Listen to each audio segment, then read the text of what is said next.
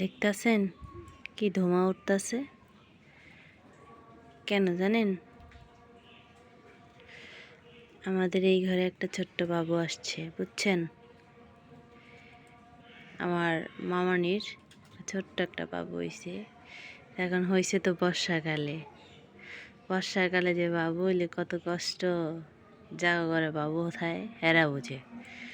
এই দেখছেন, আমি আগুন এই দেখেন, এখান দিয়ে আগুন জ্বলতেছে, এখান দিয়ে আমি খাতা শুকাইতেছি খাঁচার তলে রাইখা।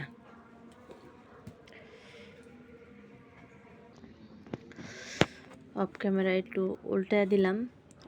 এই যে এই পাশেরটা শুকায় গেছে, দেখছেন কি সুন্দর শুকায় গেছে। এই পাশেরটা ভিজা, উল্টায় দিছে, এখন শুকায় যাব। বর্ষাকালে এই বাবু হইলে একটা কষ্ট হয়, খাতা কাপড় শুকাইতে অতিরিক্ত কষ্ট হয়ে যায়।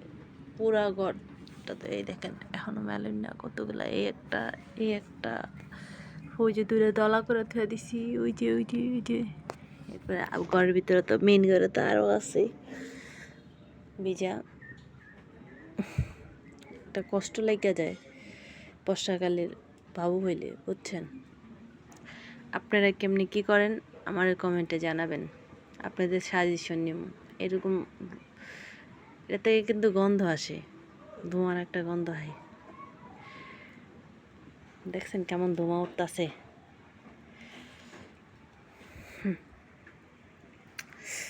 আপনারা কমেন্টে জানাবেন আপনারা কীভাবে এই খাতা কাপড় শুকান বর্ষাকালে। দেখি আপনাদের সাজেশন নিব একটু।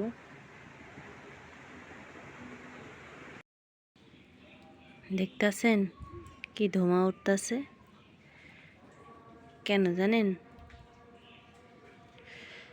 আমাদের এই ঘরে একটা ছোট্ট বাবু আসছে, বুঝছেন? আমার মামানির ছোট্ট একটা বাবু হইছে। এখন হয়েছে তো বর্ষাকালে।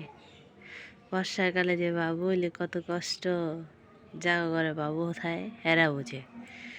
এই দেখছেন, আমি আগুন এই দেখেন, এখান দিয়ে আগুন জ্বলতেছে, এখান দিয়ে আমি খাতা শুকাইতেছি খাঁচার তলে রাইখা।